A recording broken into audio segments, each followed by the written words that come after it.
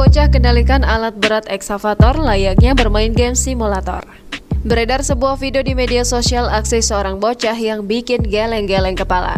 Bagaimana tidak, bocah tersebut lihai mengoperasikan alat berat ekskavator. Video tersebut viral usai diunggah akun media sosial Instagram @rumahku.minimalis pada Senin 30 Mei 2022. Dalam video terdapat alat berat jenis ekskavator yang akan diturunkan dari sebuah truk berwarna biru. Alat berat tersebut dioperasikan oleh seorang bocah berbaju hijau. Bocah tersebut secara perlahan menurunkan alat berat tersebut dengan sangat hati-hati. Dari pergerakan dan pengambilan keputusannya, bocah tersebut terlihat cukup mahir dalam mengoperasikan alat berat tersebut.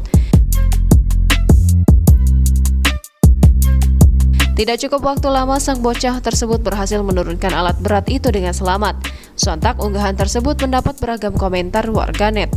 Ada yang menyebut bahwa bocah tersebut mengoperasikan alat berat layaknya bermain sebuah game simulator.